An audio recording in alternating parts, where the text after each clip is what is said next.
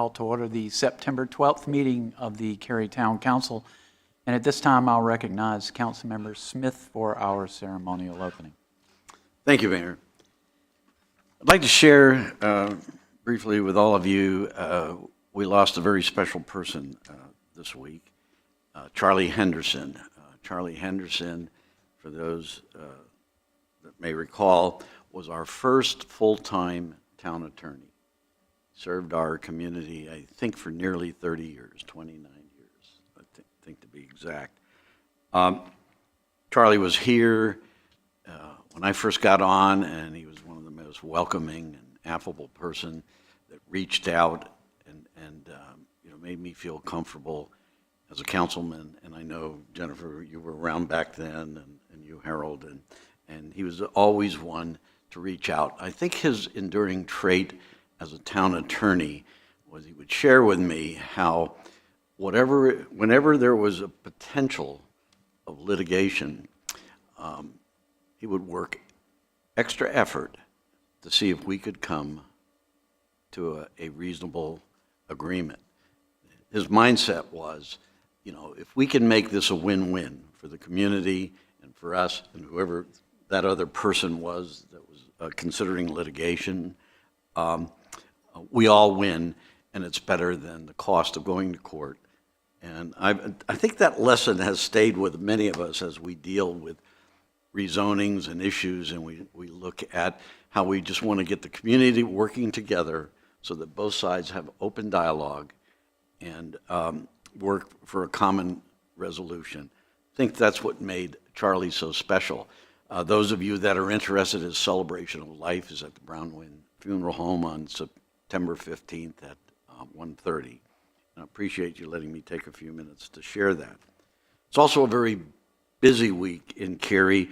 First of all, we've got the Trees for the Triangle in collaboration with the town of Cary going on. This is kind of a month-long series of environmental initiatives, and there's a lot that have already happened. There's one next week where we have Douglas Ptolemy talking on Friday, September 20th at the Cary Theater, talking about the nature of oaks and talking about their importance in our history and what make them so special to our community.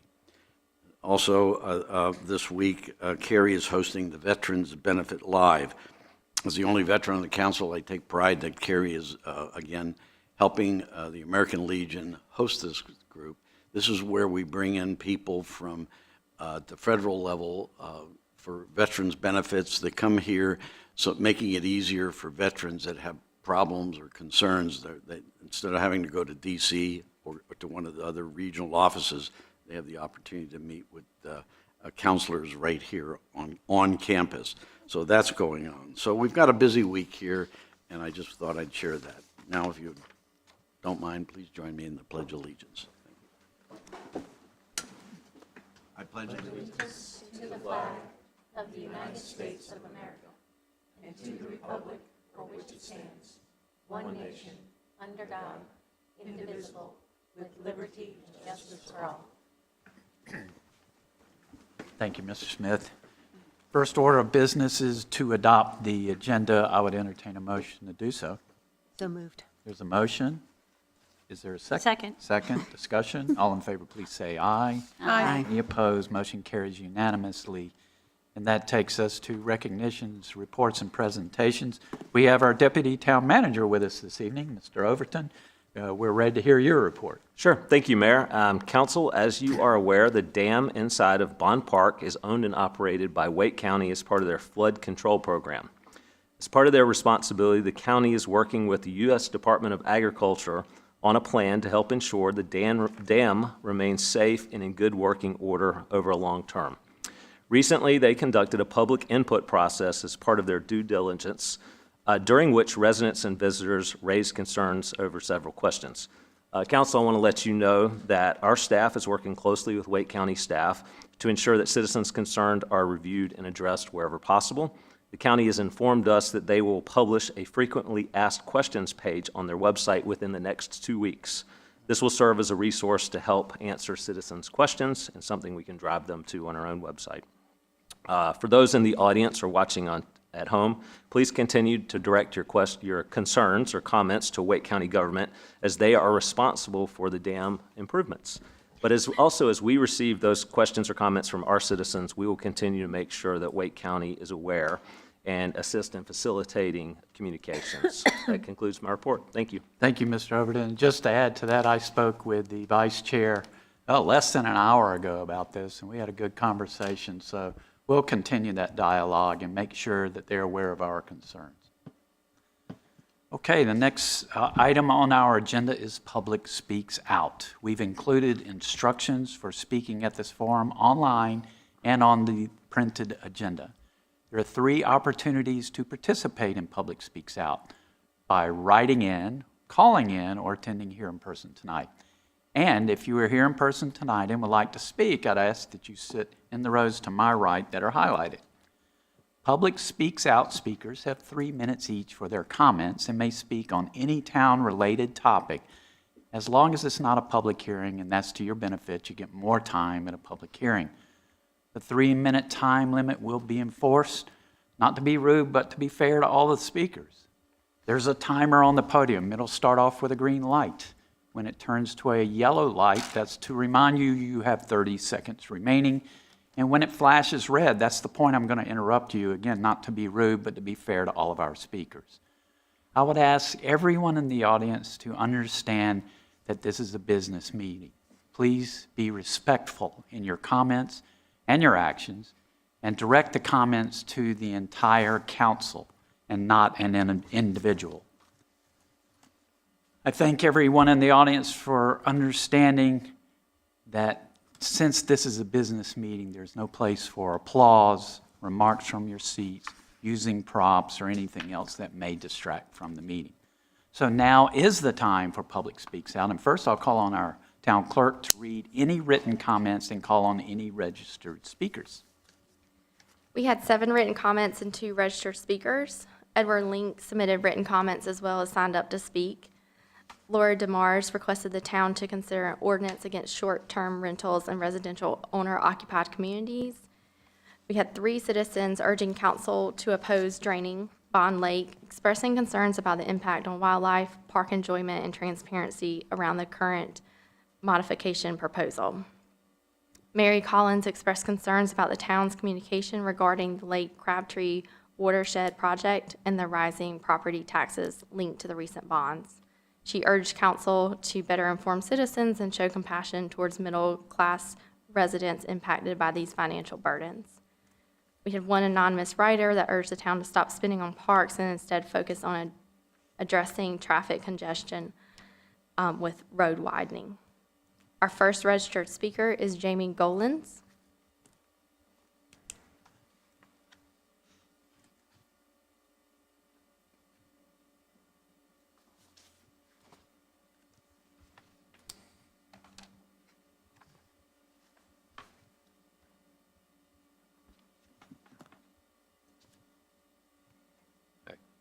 Hi, I'm Jamie Gollings, and I'm here to add a little bit more in on the Bond Lake project that's been referenced a couple times already.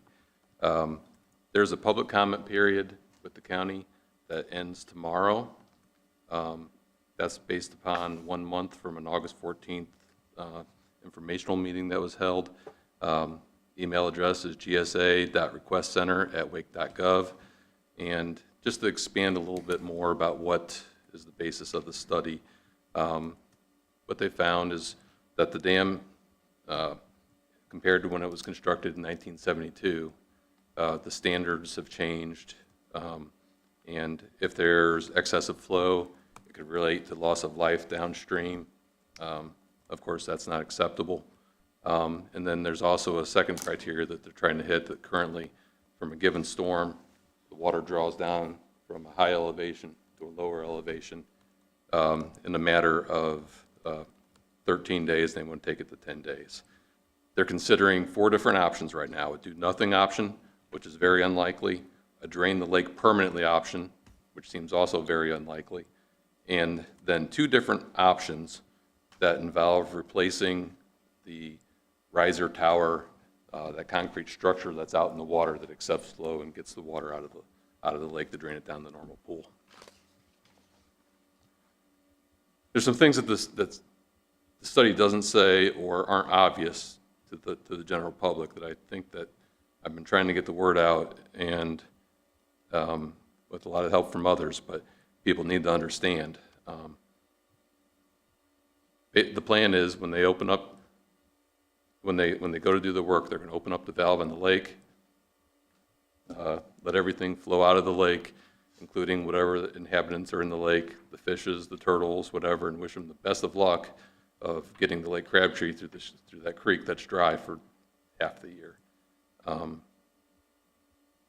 then, in order to do this work, they're going to have to construct a diversion away from the dam so they can have the dam in a dry condition. And basically, they're going to have a ditch that goes through what's the emergency spillway, the field that's there. And that ditch is going to have to be on the order of 20 feet deep, 100 feet wide, plus at the top of the slopes to get that to happen. So, as you can imagine, this isn't going to be a fast process. You'll have, there'll be no use of the field. You won't have the kite day. They won't have overflow parking, picnics, etc. Obviously, the lake's dry. You're not going to have boats. You're not going to have bands, bites, and boats events for this period of time. It's going to impact other town activities, spring days, and pumpkin floats, and a host of others.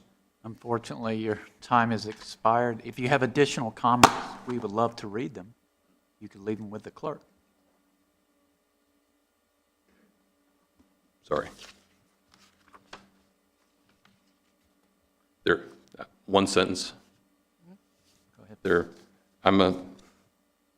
Maybe a run-on sentence, but I'm a professional civil engineer, with 25 years experience.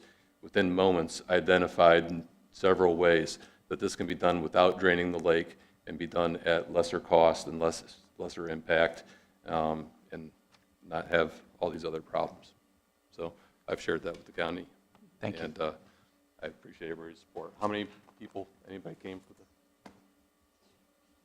Next speaker. Our next registered speaker is Edward Link.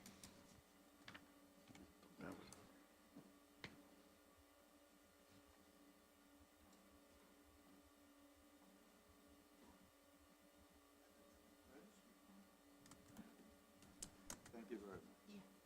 Good evening.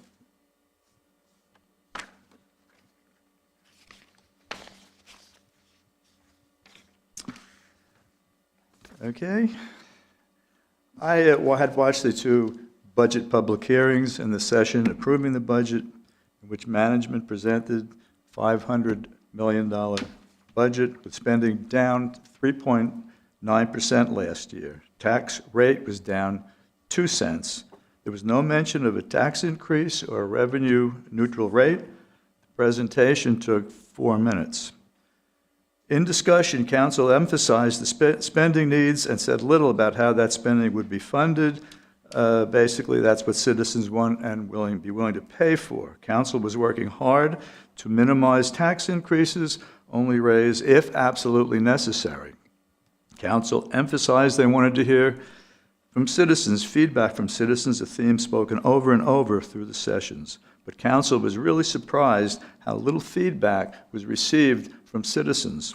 Only a few citizens came to speak in those meetings and a few written comments received, all negative to a tax increase.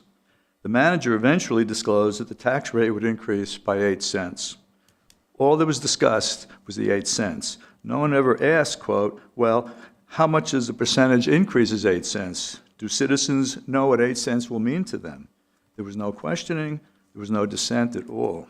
In the public hearing and meetings on the bond issues, exactly the same situation repeated. No comments from citizens. It was disclosed in the August bud that the small rate increases for water, sewer, and solid waste was approved that same night, but there was no disclosure in the bud for the property tax increase. The article in the $590 million bond issue indicated a 9 cent increase, but they didn't say about the $90 per $100,000, which will now have to disclosed on the ballot.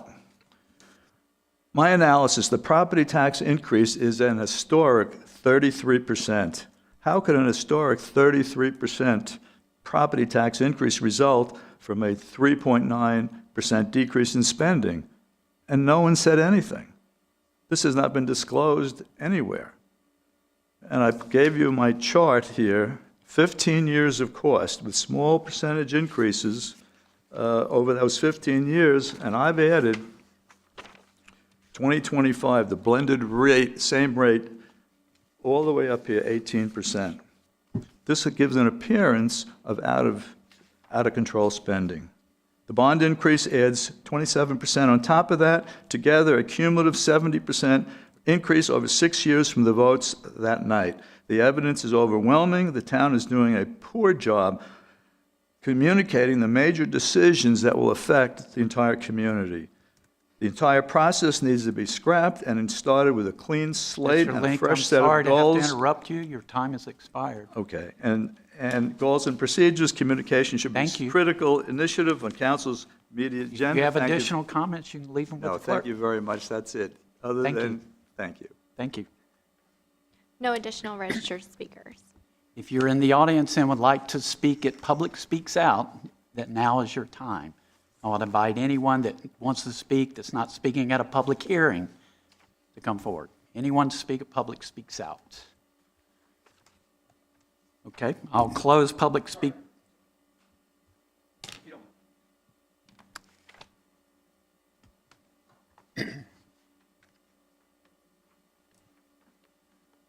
Sorry, I was a little late there.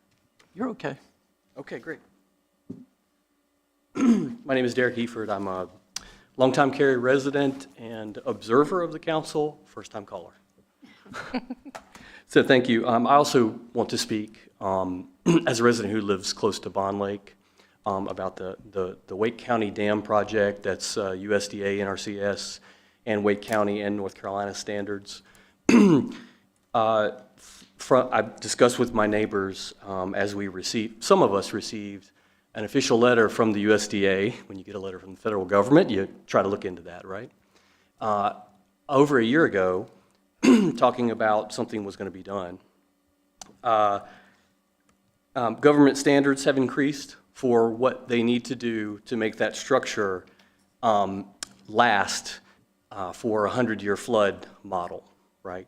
The engineering firm has gone through that. I've been to public meetings about these things and just want to express that it makes sense to me that we work together to make another 50-year investment in that structure for life, for enjoyment, and to mitigate some risk downstream all the way to Lake Crabtree.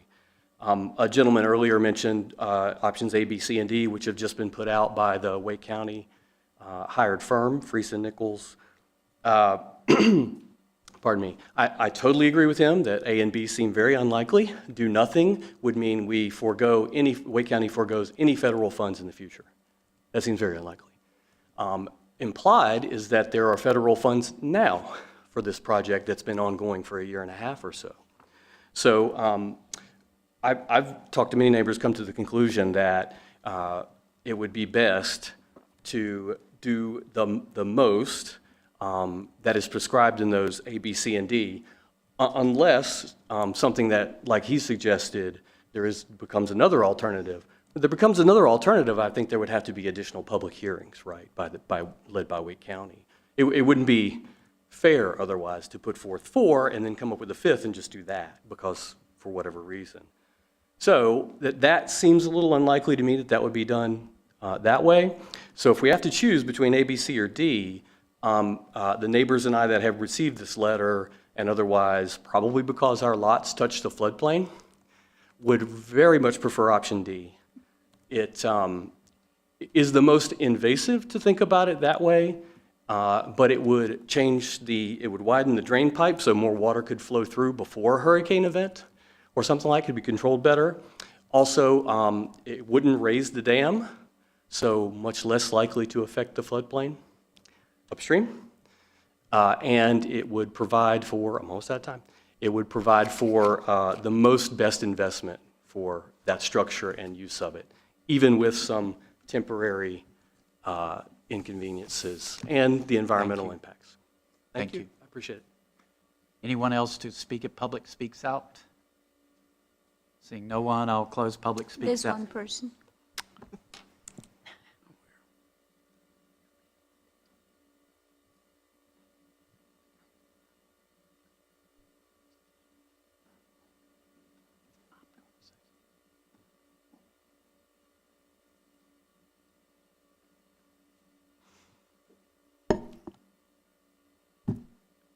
Good evening, Town of Cary Council. My name is Sahasra Tava. I'm a ninth grader at Green Level High School. I'm a Girl Scout working on my Silver Award along with my friend, who is also a ninth grader. We have gone door to door collecting data from people in our neighborhood and other close-by neighborhoods, since they're the targeted audience for our project, which is to put a protected left turn signal in the intersection between Turner Creek Road and Highway 55.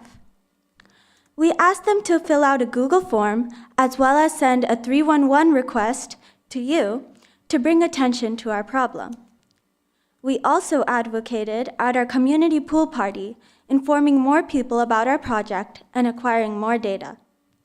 According to our Google form, 95.6% of people who answered said that a protected left turn signal will help with our traffic problems such as safe turns.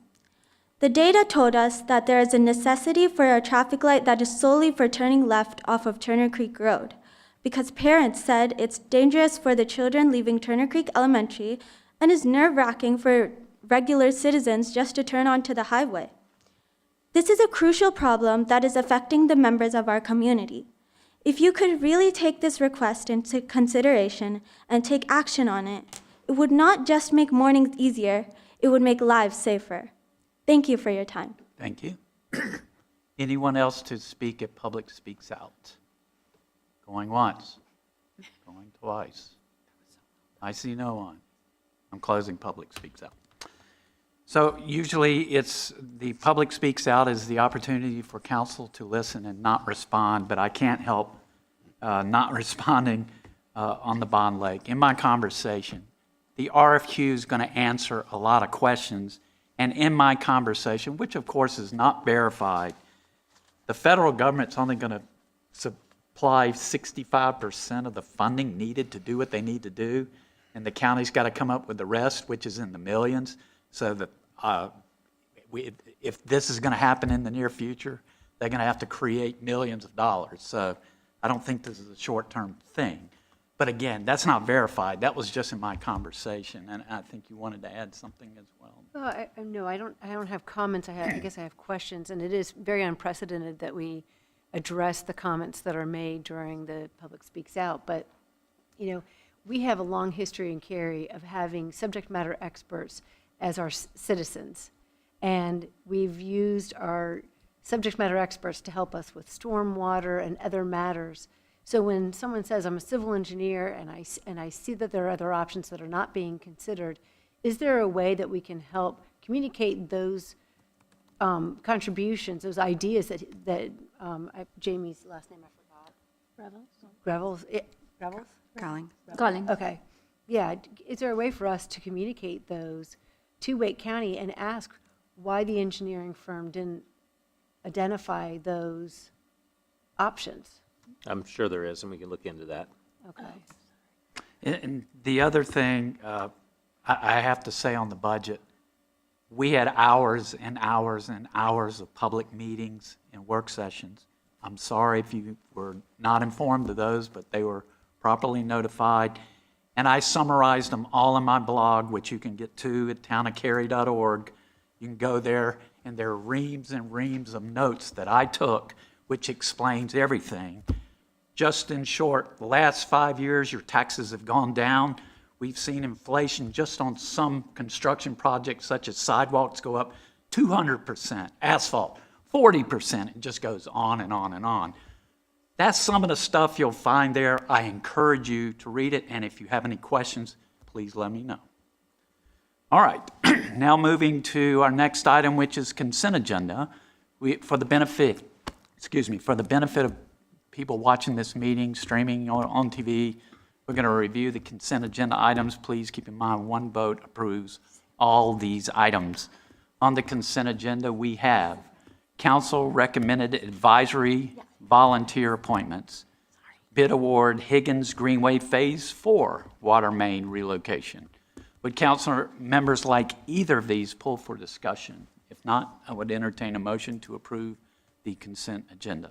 So moved. Second. There's a motion and a second. Discussion. All in favor, please say aye. Aye. Any opposed? Motion carries unanimously. Now we move to public hearings. Same rules apply for public hearings that apply for public speaks out, with one exception. Speakers now have 5 minutes each for their comments. Our first two public hearings are related: 22A01, Augusta annexation, and 22REZ01, Augusta rezoning, and they'll be heard together. Assistant Planning Director Katie Dry will present both items. Council will not take action on the annexation or the rezoning, but it will be referred to our Planning and Zoning Board, and both items will return to council at a future meeting, likely in a few months. Ms. Dry. Yes, good evening, Mayor and Council. This is a request to annex and rezone 10.94 acres at 4,000 Green Level West Road. The site is located on the north side of Green Level West Road. It's currently developed with one detached dwelling. And nearby neighborhoods within Cary's jurisdiction include the Autumnwood neighborhoods, the estates at Weddington. Properties to the south of Green Level West are within Apex's jurisdiction, and the American Tobacco Trail is about a third of a mile to the west of the site. The site is currently outside of Cary's corporate limits. The Wake County zoning for this site currently is R40W. According to Cary's GIS maps, portions of the site may be impacted by stream buffers, but field determination of those features would occur at the time of development plan review. When looking at the Parks, Recreation, and Cultural Resources Master Plan, we note there are no greenways directly adjacent to the site, but there are several in close proximity, which include Green Level Trail Greenway, the American Tobacco Trail, and the White Oak Creek Greenway to the south. A future park, the Raftery Park, is proposed approximately a half a mile to the northwest of the site. Green Level West Road is designated as a 4-lane median divided thoroughfare. South of the roadway center line falls within the town of Apex jurisdiction. Apex has also designated Green Level West Road to be widened to a 4-lane median divided roadway. Although Cary and Apex have corresponding future roadway sections, our development regulations differ. And so ultimately, a road widening project will be required to achieve the full 4-lane cross-section. There is currently no planned transit service in the immediate vicinity of the subject property. There are overhead utility lines along the site subject frontage on Green Level West Road. Per the LDO, utility lines are required to be installed underground, except in situations where such placement is prohibitive or determined to be impractical. As a matter of practice, Duke Energy does not install short segments of above-ground lines underground.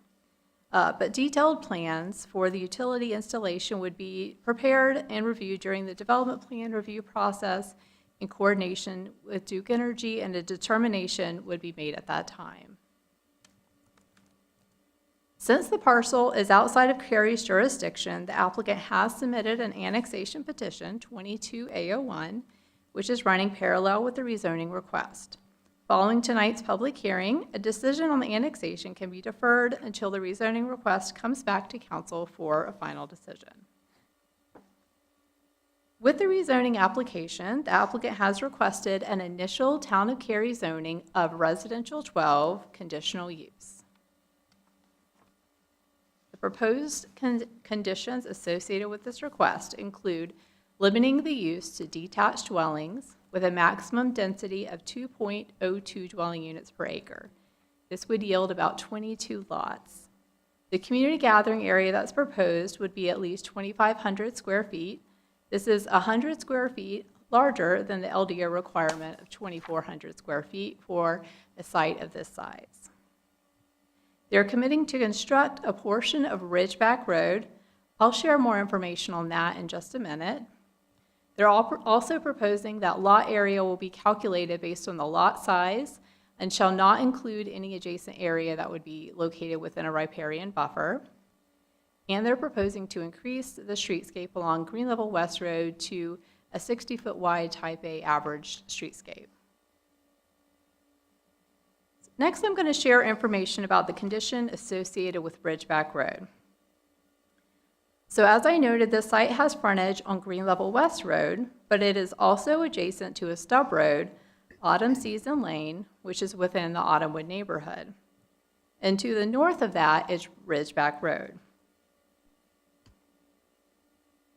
Ridgeback Road is an existing road that has been paved in portions over time associated with development in the area.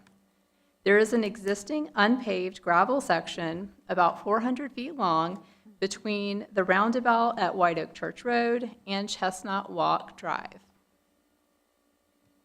This image shows the condition of the road. You can see as it transitions from the paved portion to the gravel portion. And to resolve this issue, the Augusta developer has committed through a zoning condition to install and build the unbuilt segment of Ridgeback Road in this location. This road will also be constructed to meet the Cary Residential Collector Avenue standards in line with the Imagine Cary Community Plan. Staff has evaluated the site using the Imagine Cary Community Plan. First, we note that the site is within the Green Level Special Planning Area. This special planning area is described within the Imagine Cary Plan as beginning the gradual downward transition in density moving west from NC 540 to Chatham County. The plan created sub-areas with a special planning area within the special planning area with Flat Branch, which is a stream and floodplain area serving as a natural boundary. This site, which is shown with a star in the yellow area, is designated as neighborhoods west of Flat Branch. Policy guidance provided within the plans for neighborhood of west of Flat Branch include the following. First, at build-out, the aggregate density in this area should be about 2.5 dwelling units per acre. New developments should consider visual shielding of developments from thoroughfares and from the American Tobacco Trail, and also preserving the green level rural character. Housing should primarily be detached dwellings, generally of lot sizes that are a quarter acre or larger, or within clustered subdivisions. When we review the site against policies from the LIVE chapter, we note that policies addressing neighborhood character, housing choice, and infill are applicable. The proposed zoning aligns with surrounding neighborhoods, though the density is slightly higher than the density within Autumnwood to the east. Housing choices, we note that the zoning supports detached dwellings, matching the area's rural and suburban vision with 2.02 units per acre. We also find that the rezoning supports infill policies with context-sensitive growth blending in with nearby developments with compatible neighborhood transitions. When looking at the third chapter, we note that this proposal also addresses policies to preserve and protect the urban tree canopy through the increased streetscape width and also platting lots outside of stream buffers. The site was originally submitted in 2022 for rezoning and annexation, and the first neighborhood meeting was held in March 9th of 2022. At that time, there were approximately 21 attendees at that meeting, and there were concerns raised about the unpaved portion of Ridgeback Road, traffic impacts, buffers, pedestrian access to greenways, zoning, and whether or not a traffic study was required, which for a lot of this size, a traffic study was not required.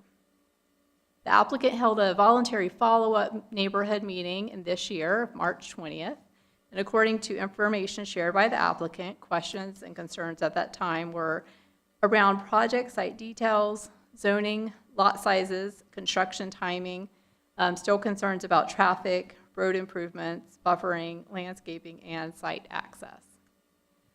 This is a case that has received continuous emails and calls throughout the duration of the project, with many of the concerns shared from various members who were calling. Notification for this site included mailing public hearing notices to property owners within 800 feet of the subject site. This exceeds Cary's LDO requirements as well as state requirements for notices. We also posted the property with public hearing signs and placed legal ads on the Town of Cary's website. The applicant's representative is here to share an overview of the request, and following that in the public hearing, I'm available to take any questions. Thank you. Thank you, Ms. Troy. Will the applicant come forward? Thank you.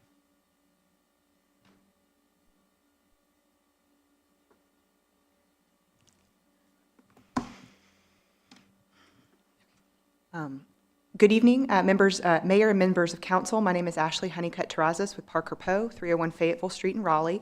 I'm here tonight on behalf of the applicant and property owner, Shenandoah Homes, and Michael Jeska, engineer with Shenandoah, is also with me here tonight. And thank you so much, Katie, for that overview and for all the work that you've done with us. And I first just have a few comments that I want to make about the annexation piece of this. And then I'm going to kind of switch into the rezoning about the intent for this community in just a moment. But on the topic of annexation, I just want to say that the property owner, who also intends to develop this property, Shenandoah Homes, is requesting annexation because they want to build a new residential that's a part of Cary. This property is in the county. It's not in the ETJ, so technically they could build, 10 or so residential subdivision on well and septic under the Wake County standards, which would have fewer requirements in terms of frontage improvements, neighborhood street standards, community gathering space, and stormwater control standards.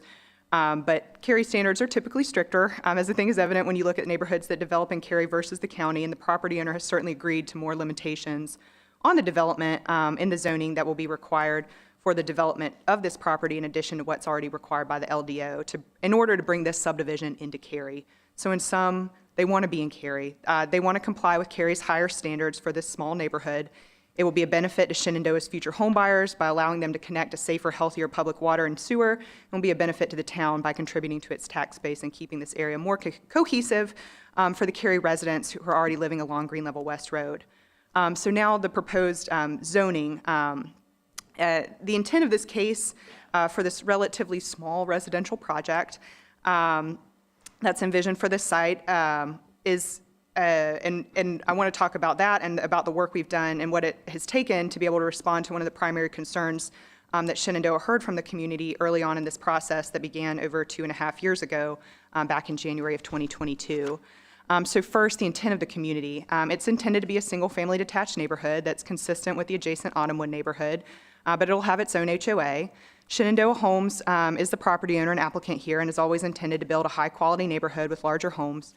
Very consistent with the Autumnwood Phases 1 and 2 and Autumnwood North across the street on Ridgeback Road, which they've been developing over the past 10 years. So if you've ever driven over there, you've seen the quality and kind of architectural style of these homes. And while I know that there are many other cases that are proposing more residential density, more housing types, of which there can certainly be many benefits depending on the context and location, don't get me wrong.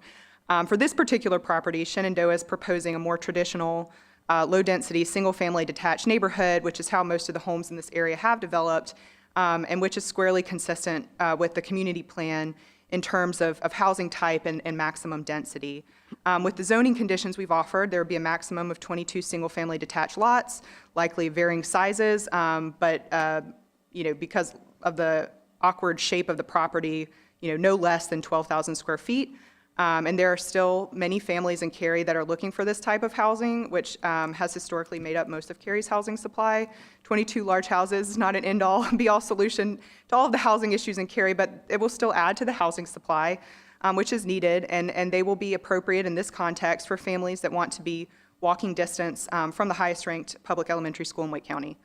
So circling back to the zoning conditions that we've offered in this case, the conditions limiting the use to single-family detached, limiting density to a little over 2 units an acre, 22 lots, additional community gathering space, not including stream buffers in the lot areas, and additional streetscape buffer width on this property's narrow Green Level West frontage to ensure that the lots are the same minimum distance away from Green Level West as the other neighborhoods in this area. Those are all conditions that we worked on with staff. And other zoning cases in the Green Level SPA typically offer to make their zoning case, offer those in their zoning cases to make their cases and development more consistent with those SPA policies in the Cary Community Plan. And they're important, and they make the case even more consistent with the town's policies for development in this area. But I really want to highlight the fourth condition that we've been able to offer here, because this came from months of working with the adjacent Autumnwood neighbors and other neighbors in this area. It's a big part of why this case has taken so long to come before you.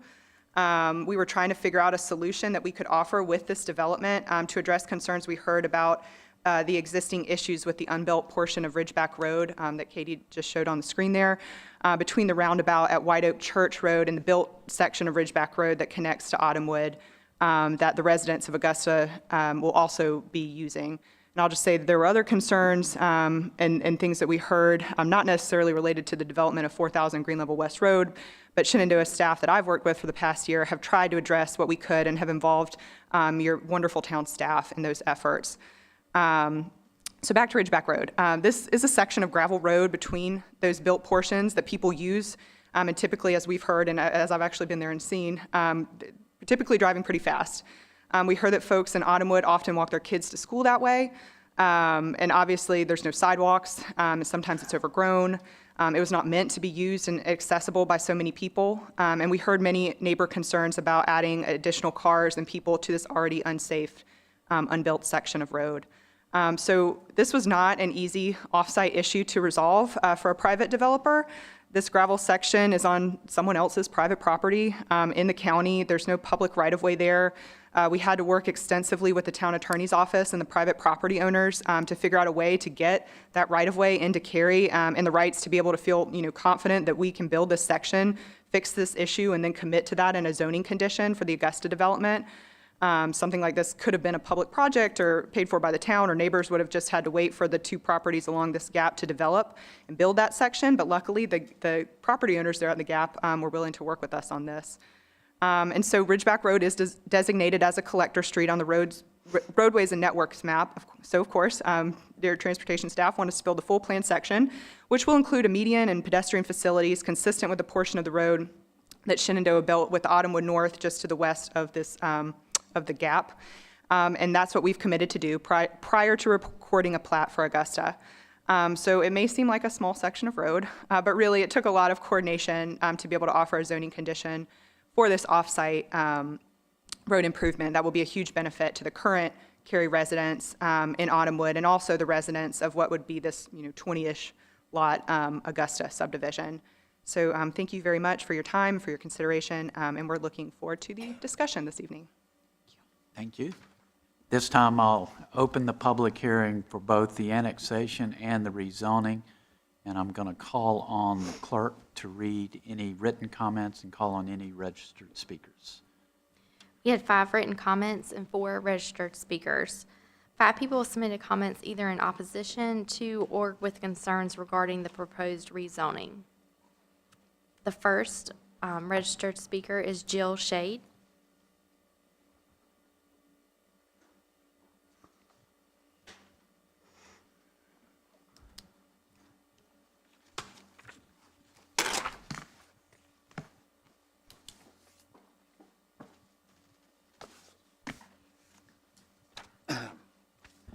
I am not Jill Shade, I am Matt Shade, her husband. We are the owners of the gravel road that has been pointed up there. We bought the property in 2020, and since then it has only increased in traffic. As everyone has already said, by the way, the staff here is amazing. They have helped us over the years understand what we have to deal with there. But right now we own that, and I personally pulled in today to go into my driveway and was behind 8 parents and kids coming from school. There are trees you could see that you cannot see a car coming from the other side, and quite honestly, the residents, some speed very, very quickly. We would love to see that road paved. It has, I think the safety would be greatly improved there. We worked very hard for the last couple of years now with both town of Cary and Shenandoah to get to the place where we can give up about half an acre to make that road paved and safe. Shenandoah, just for the residents that are here or that might be watching, they're the ones keeping that gravel in a good position, good place so that it is safe. My wife and I fiscally would not make sense for us to keep up 380 feet of that road. 20 feet of it we use to get to our driveway, but the other 380 has no use to us. So Shenandoah gladly and gratefully they have kept up that road so that people can use it, including town of Cary buses. So I would ask that this be approved and that our road get paved. Thank you. Thank you. Our next registered speaker is Megan Beck.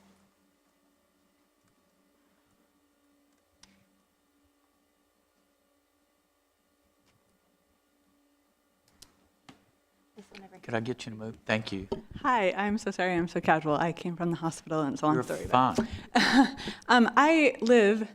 My husband and I own the nearly 14 acres next to this property, so I'm at 3916 Green Level West Road. And we are completely wanting to work together with Autumnwoods to develop the property, and I'm happy that it's getting developed. That's great. We actually intend to sell our property eventually, and we have actually spoken with the town of Cary and done a preliminary meeting for an annexation and rezoning for our property as well. So that being said, I have a very vested interest in how this is getting developed because we'll be having to work mutually together. Some of my concerns are the lot density. We intend to do like 1 acre estate lots. So what they're intending to do is not in alignment with what we plan to do at all. And it's not consistent. They're wanting smaller lot sizes, getting 22 lots on that. I've seen the draft and I'm like, where they had initially put the watershed area is not, anyway, I know things will change and there's lots of changes, but I'm just concerned with the density. I'm concerned with the water flow onto our property because we do, with what they've done on Autumnwoods, we actually have quite a bit more water flow on our property now. So I am concerned about that. Also, Autumnwoods owns the lot, it's the very tip of Autumnwoods. I think it's owned by the Homeowners Association, and recently, it's right on Green Level West Road at the corner of Green Level, and it's adjacent to our property.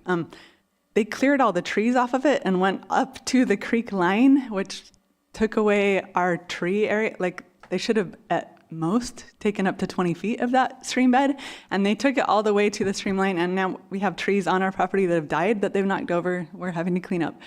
I'm upset with what they've done there. It's not okay.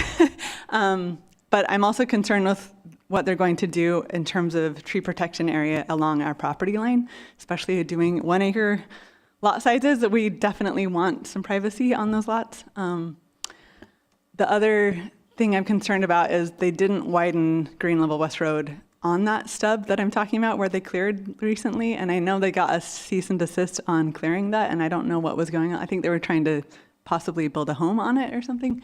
And I think Cary stopped them. I appreciate that, but the road didn't get widened, and when we develop our property, we're going to need to widen ours, and I think it should be consistent all the way across, because there's going to be this little stub that is not widened right there, and I think it should be. For consistency, for sidewalk, for safety, like, it just makes sense that that gets widened as well.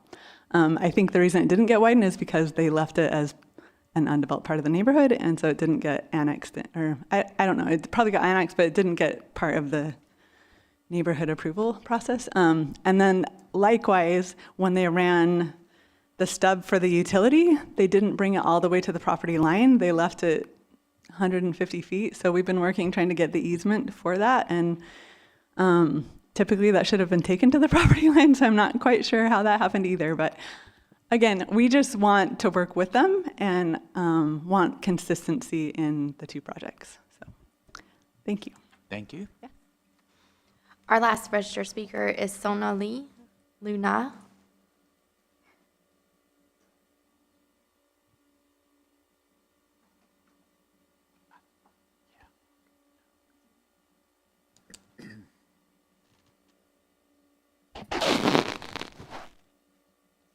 Hello, good evening. Thank you for giving us the opportunity to express our concerns about the builder Shenandoah or Capital Properties, who is going to develop the Augusta neighborhood if this rezoning is approved. I'm a resident of the Autumnwood neighborhood, which is going to be directly impacted by the construction of this new neighborhood. As you can see in my written comments that were sent out earlier today, our homeowners' experience, and I'm speaking on behalf of several residents in the neighborhood, just not for myself, our experience with Shenandoah, our capital properties, has not been great. They cost, I'm just naming or listing out few concerns here. There are several others. I'm sure your town staff is familiar with them. They did cost our HOA more than $10,000 of unplanned expenses, which we had to spend towards landscaping and maintenance of our retention ponds. The builder promised that they would install fountains in those retention ponds, all 3 of them, and that did not happen. So eventually there is algae and insects that has grown in those retention ponds. As residents of the neighborhood, we are dealing with bugs, frogs, snakes, and critters on a daily basis. It's really hard to walk on our walkways because once the sun goes down, the frogs are out on those walkways and they're jumping around, so it's really hard to have any kind of strolls or walks after the sun goes down. Many homeowners have also complained about repairs that were not completed during the home warranty period. The builder is classified as one of the premium builder, but they did the bare minimum to meet that standard.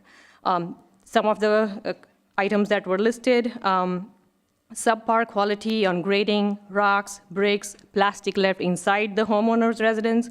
Landscaping of many trees was not done well. There are many shrubs and trees that died immediately after the homeowners moved in. We've had drainage issues, and we've had poor maintenance on our retention ponds.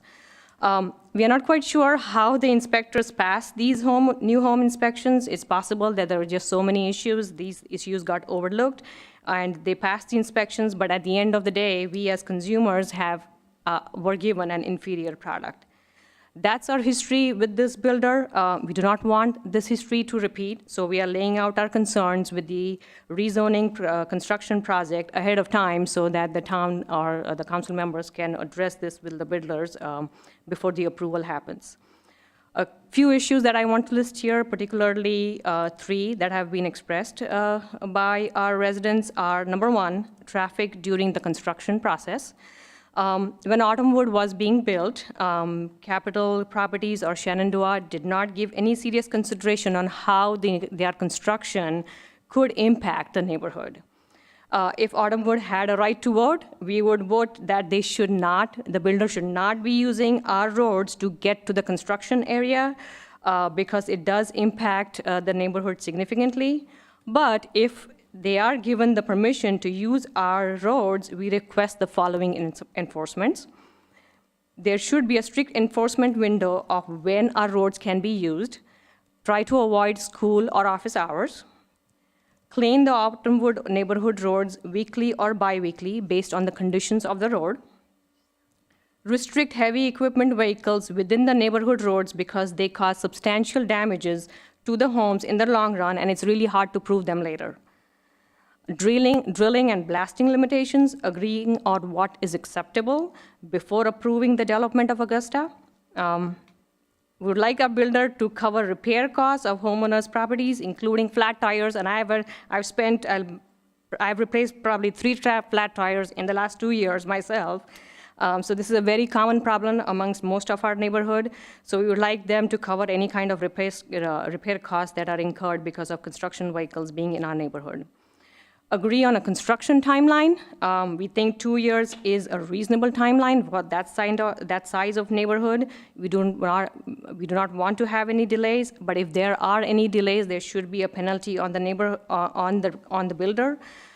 Constructions in Autumnwood, of course, were significantly delayed for several months, and the reason that we were given, even after the pandemic, that the COVID pandemic was the reason for these extended delays. We do not want to repeat that, so if there is an agreed upon timeline by when the construction would be complete, that would be appreciated. The second issue is the single property lot that is on the Green Level West Road that is adjacent to the Autumnwood entrance. This lot is on its own, and construction on this lot has already begun. This is a good example of what could happen, again, if Augusta is approved as is. I'm sorry, I have to interrupt you. Your time Yes. has expired. Oh, sorry. If you have additional comments and you want to leave them with the clerk, she'll make sure we get a copy of them. Sure. One final thing, I do want to appreciate the Town of Cary staff. They have spent countless hours listening to our residents and trying to get compliance with the builders, but unfortunately, the laws and regulations restrict them from doing that.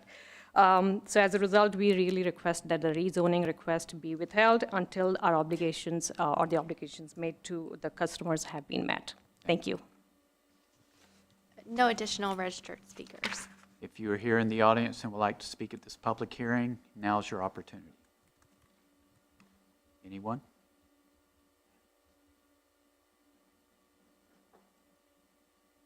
Hey, I'm Abhi Muthian. I'm the HOA Could Vice you say your President. name one more time? Abhi, ABHI. Thank you. I can write it down. And I'm the Vice President for the Autumnwood Homeowners Association. And we met Ashley and we met the Vice President of Land Development for Autumnwood a couple of times, and we expressed several of these concerns.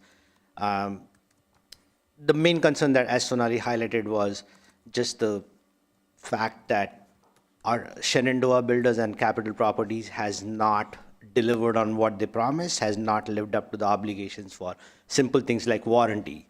2 years on, home builders, our residents are still waiting on things to be fixed. The other thing, I will not repeat what Sonali said, but the other thing is, sure, you can build 22 lots in there, and they're looking at White Oak Elementary as their premier school. White Oak Elementary is capped. Even residents in our neighborhood cannot get into White Oak Elementary. The next middle school next to it, Mills Park, that is also capped. Our residents cannot get into Mills Park Middle School. So whatever happens, I would like to see some kind of a plan of school rezoning. We don't want any of our residents or Augusta residents to be bused to Davis Drive Middle or somewhere else. So hopefully we have a plan. Hopefully we come up with something that resolves this issue. Thank you. Thank you for your time. Thank you. Yep.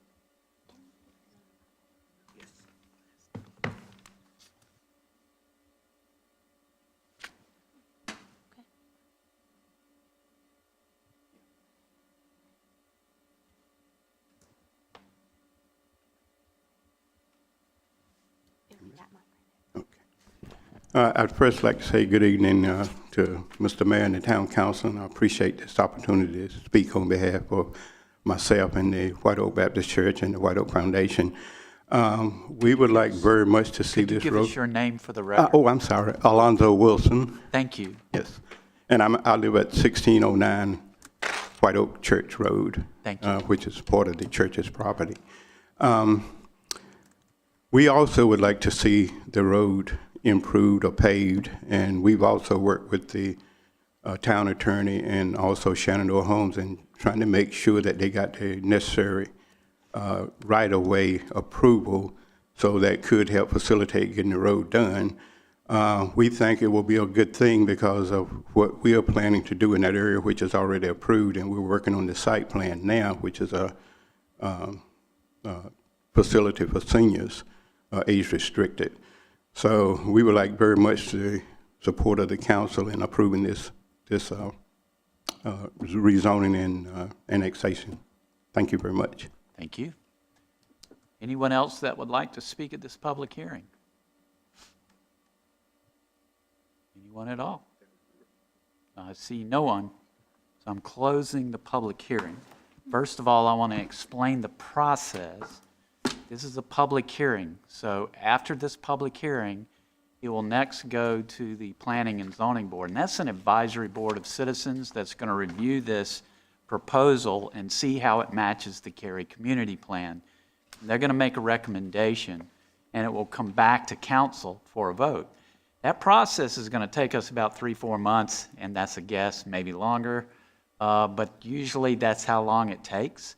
So there's plenty of opportunity to reach us during this time, or if you want to ask questions, Katie Dry is your person because she'll have the latest and greatest.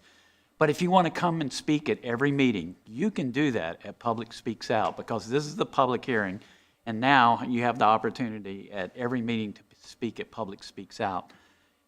And I would encourage the residents, no matter what you think of the proposal, to please work with the applicant, and I would encourage the applicant to do the same. Nothing ever happens if you don't talk. And so I would love to see this when it comes back to us as a win-win, that everybody's happy and we came to a compromise and we're going to be all in agreement for this. Now I'd like to address some of the things that I heard. I heard we've been working with the town attorney, we've been working with town staff, and that brings me to a point that municipalities get all our authority from the legislature. And so if we can't do anything, it's because the legislature did not give us authority.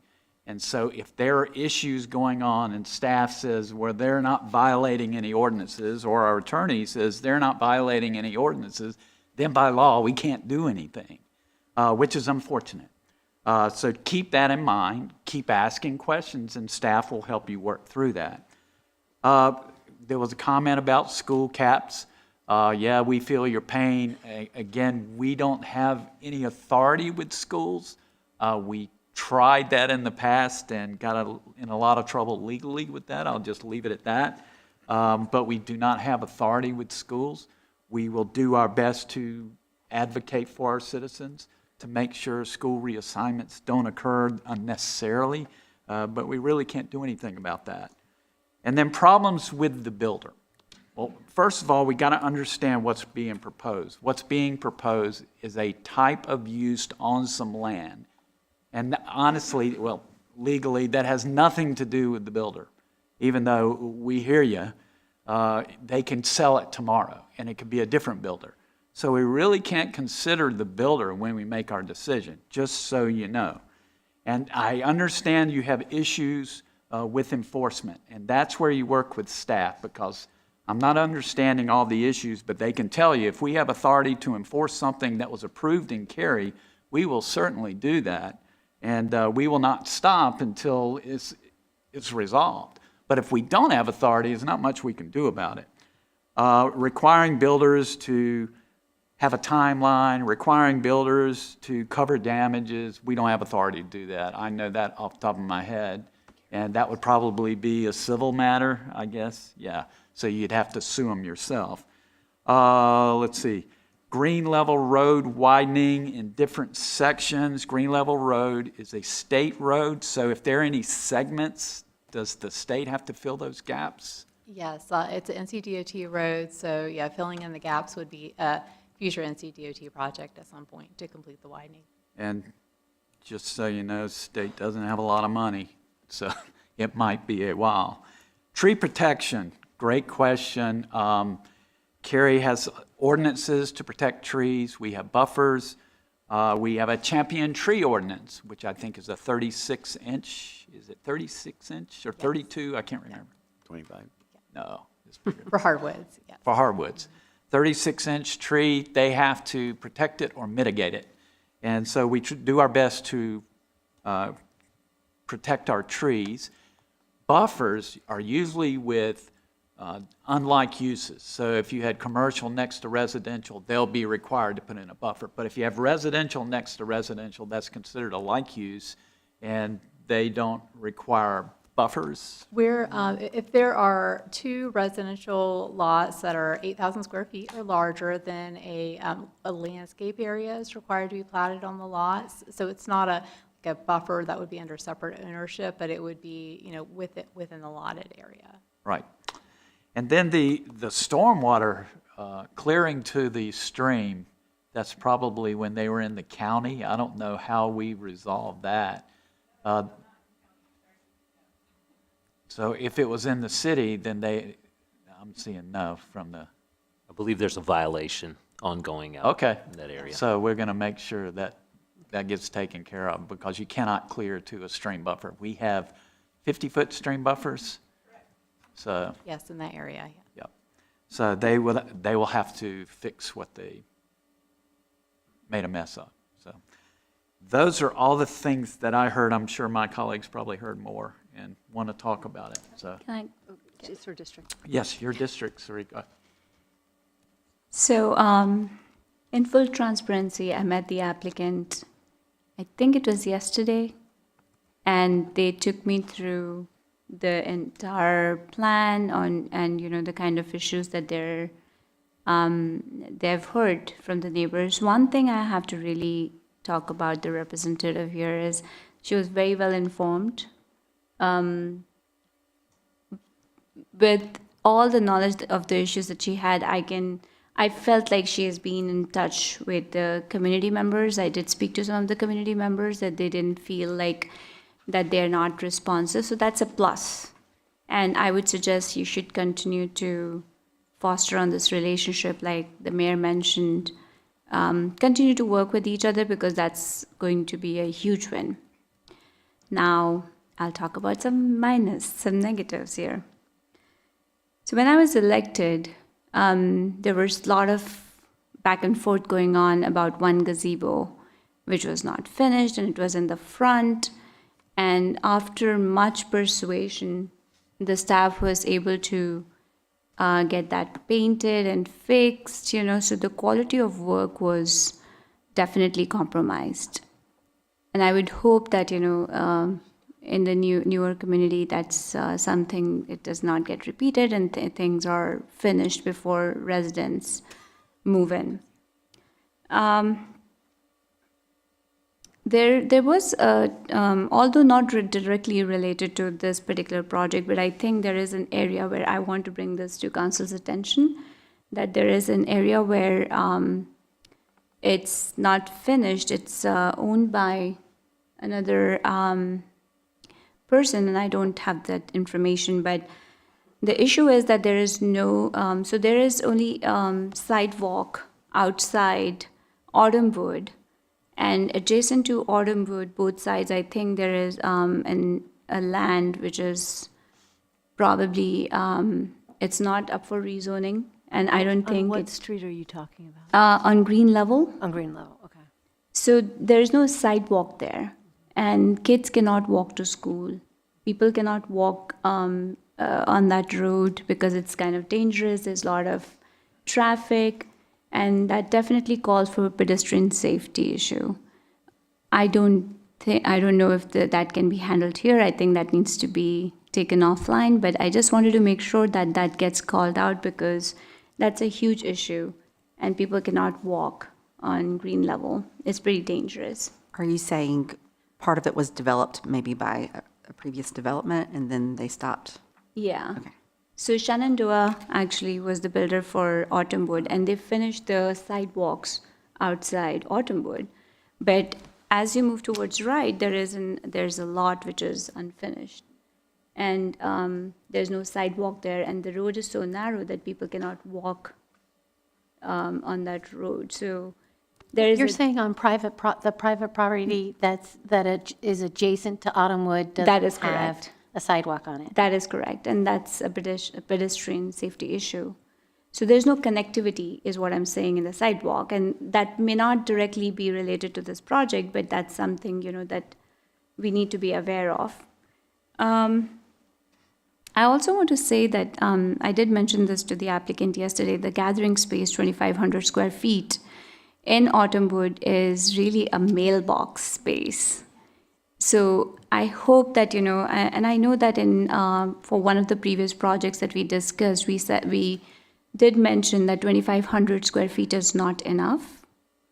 So having some more meaningful space where, it's really, really a gathering space and not a parking lot, I think that would be nice.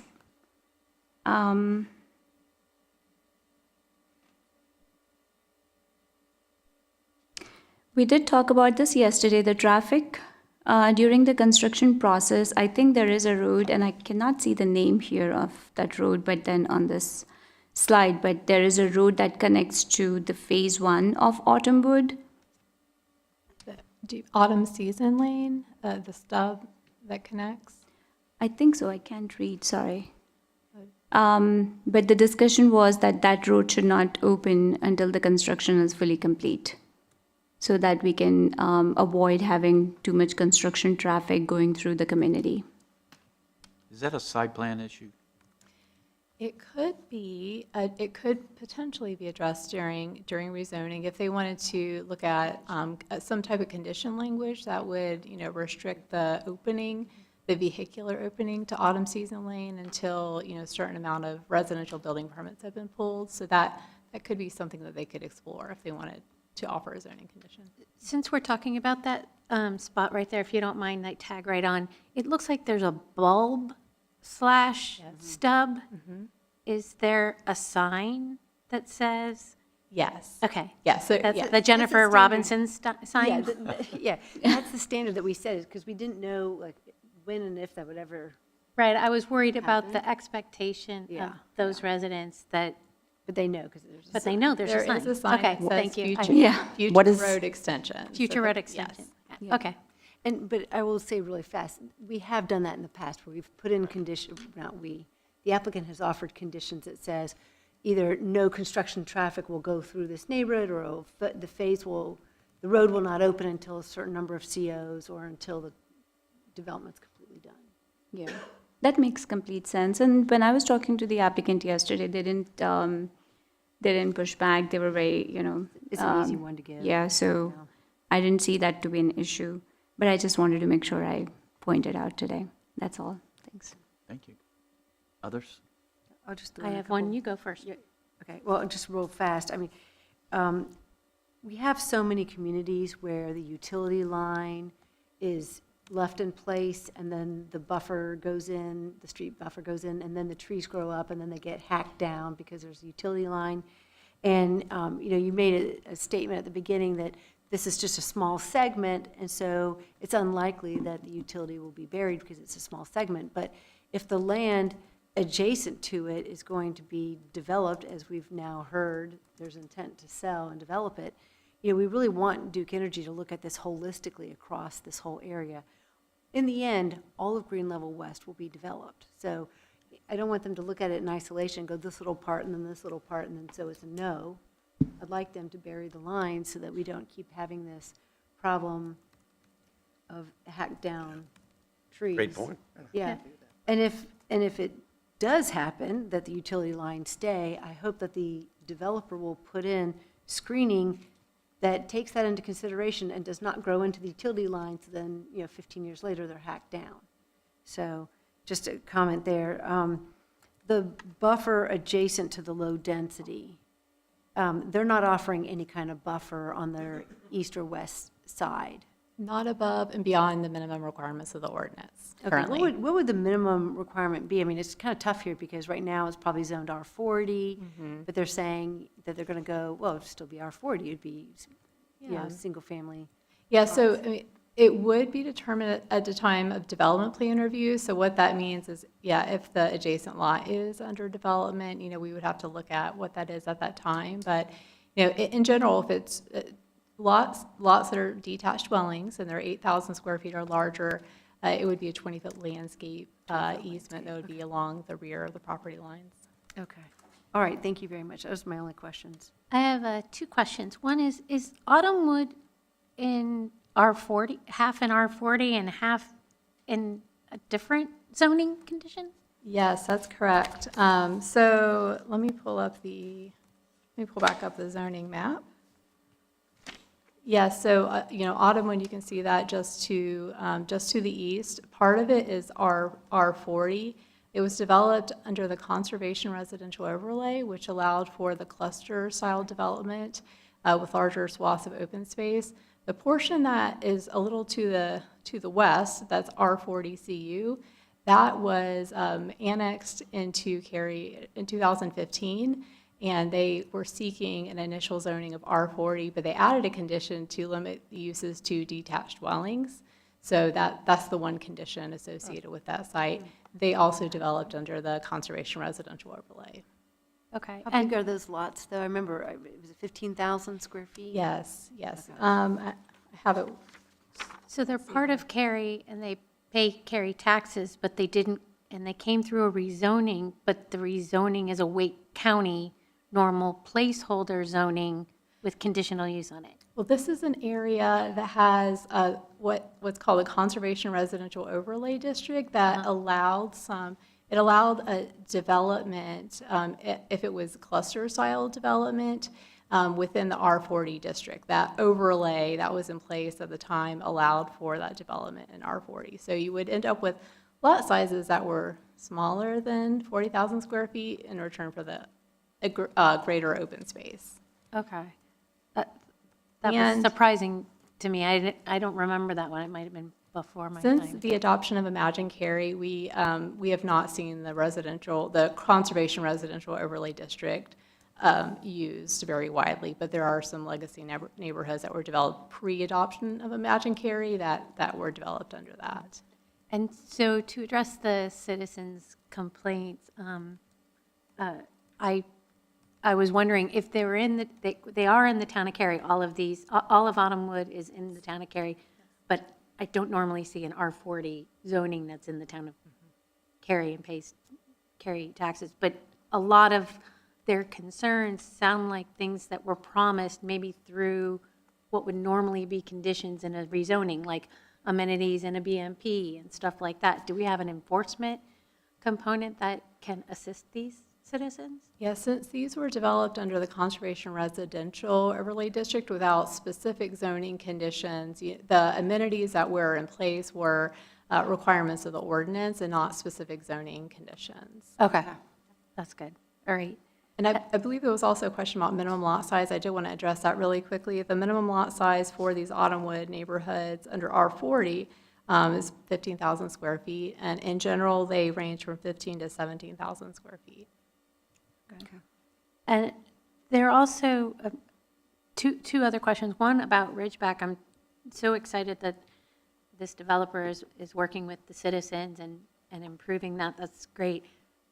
Ridgeback ends today, right? It has this little loop at the end. Is on the comprehensive transportation plan, is there a plan to continue Ridgeback to Emery Lane, or is there a plan for that?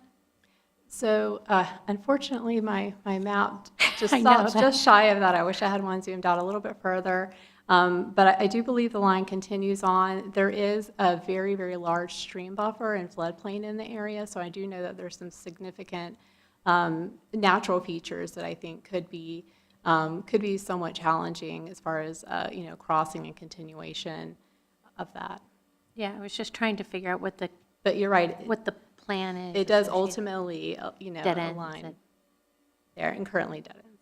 Okay. And then the last question I had was with respect to the fact that this is supposed to have design features that go with our historic character, right, in this area. What are we suggesting to this developer about how they can make that happen?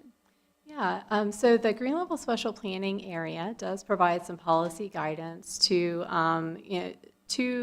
have a nod towards the rural character in this area. Some of the policy guidance that the special planning area gives would be primarily shielding developments from view from thoroughfares, so that would be looking at an increased streetscape width. We've also seen with other zoning conditions, some more towards like the National Register district, sometimes some type of split rail fencing would be offered, but that's generally a little further to the east towards the National Register district.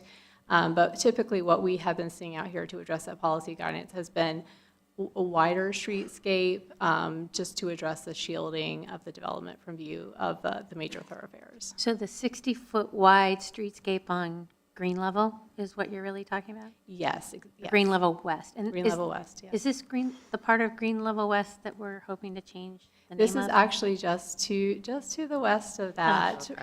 But it could be in a But future it's segment. east of Green Level.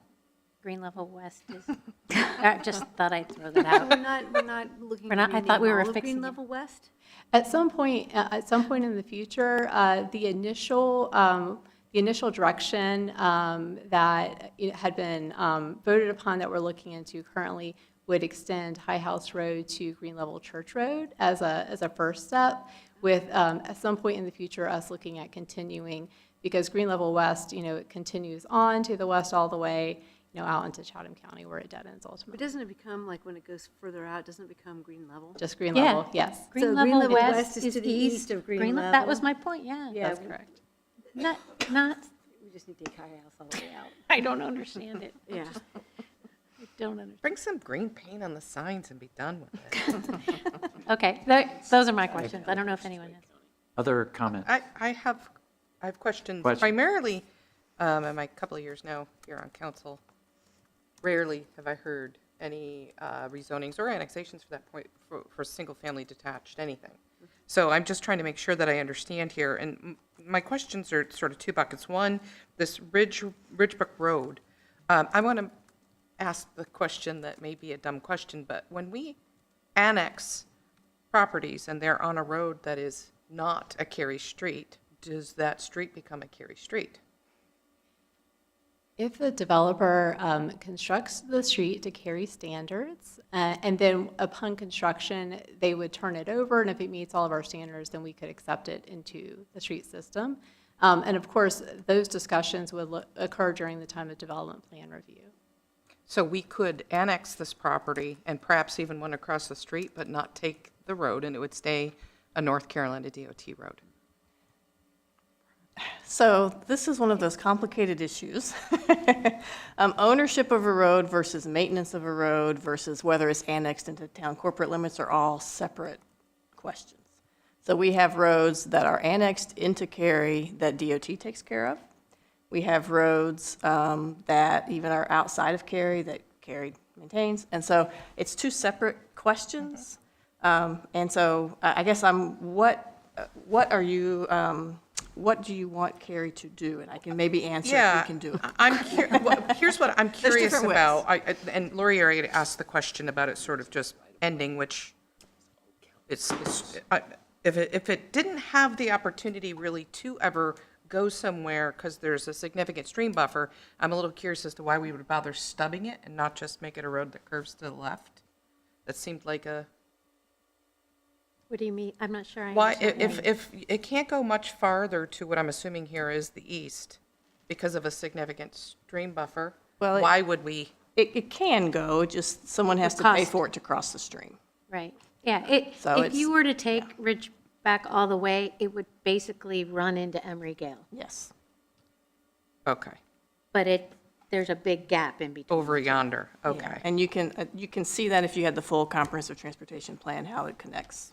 Okay, so the existing portions of Ridgeback are currently built to our collector road standards? The portions that are built, which again, is kind of in this patchwork, and I can share that some of the earlier portions of, Ridgeback Road may have been built to a standard that's slightly different just because of the age of when it was built, but in general, it'll all tie together into the collector road standards. Okay, thank you. She answered that question. And can you just explain for me, when you say a 60-foot type A buffer averaged, what do you mean by averaged? Yes.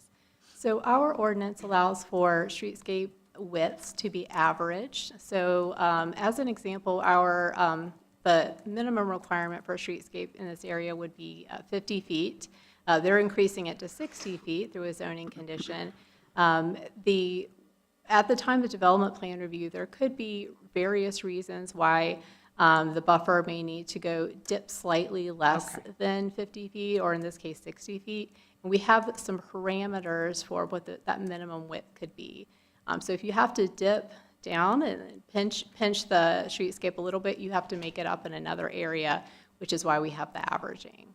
Okay, I assumed it was narrowed in some places and thicker in the other. Okay, thank you. I appreciate that.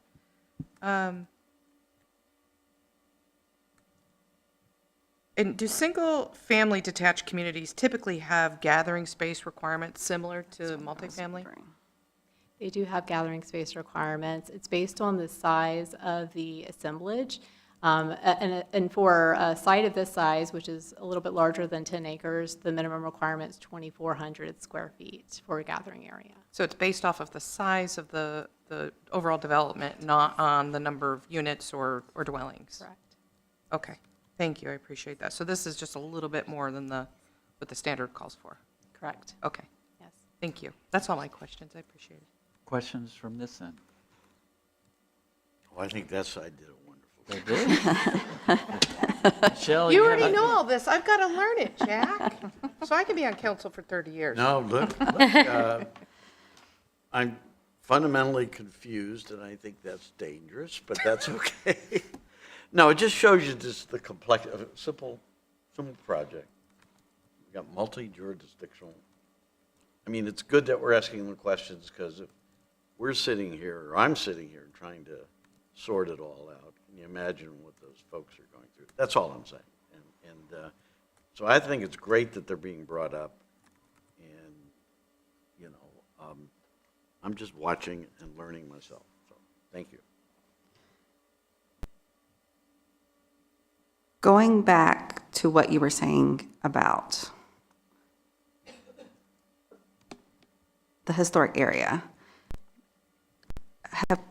do we already know the conditions would be met based on what they've told us?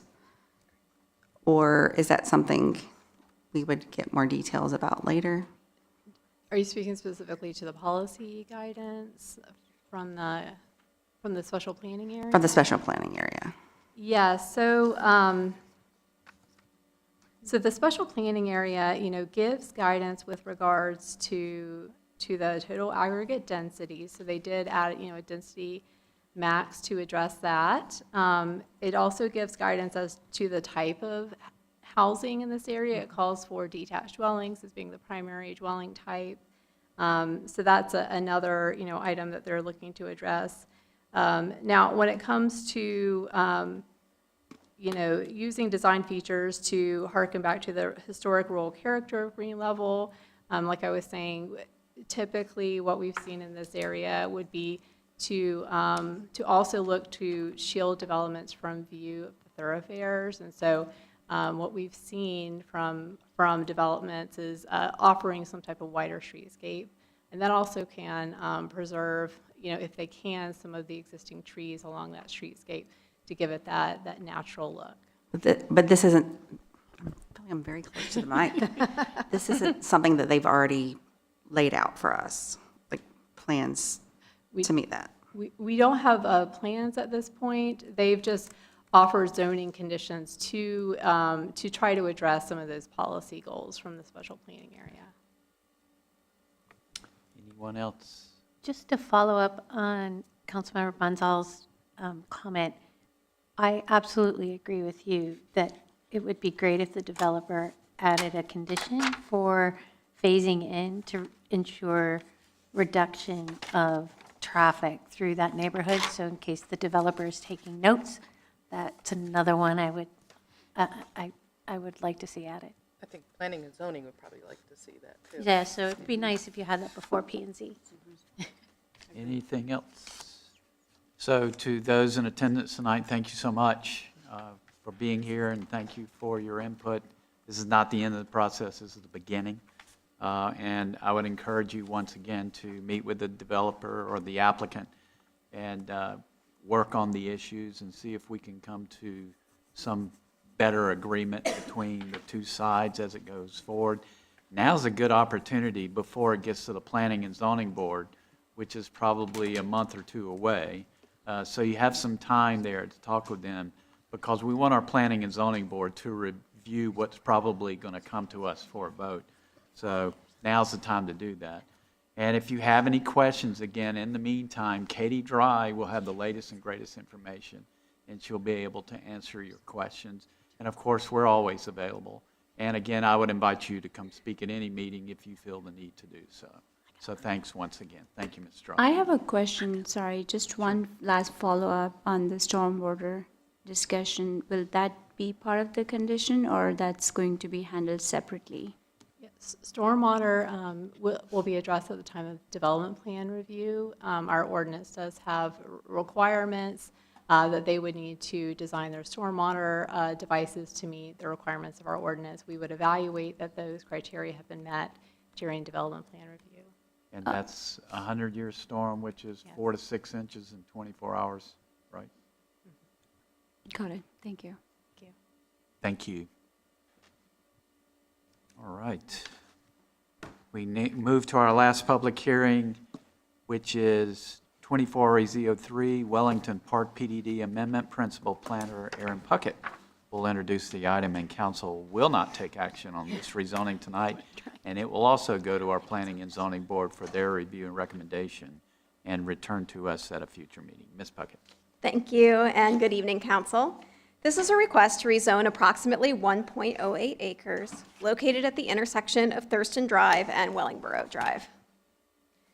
The site is located within Wellington Park and is north of the Wellington Park Shopping Center.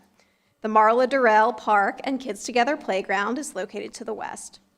This site may look familiar to some of you, as a previous PDD amendment request for office uses on this site was denied by council in 2021. According to Cary's GIS data, there are no stream buffers impacting the subject site, but field determination of such features is required at time of development plan review. This is a view of Thurston Drive looking west with the site on the right. There are no power lines along the site frontage on either Thurston Drive or Wellingborough Drive. Both Thurston Drive and Wellingborough Drive are collectors on Cary's future roadway widths map. Wellingborough Drive is built to its ultimate cross-section, while Thurston Drive requires several feet of right-of-way in order to accommodate the full cross-section. There are existing sidewalks along both site frontages.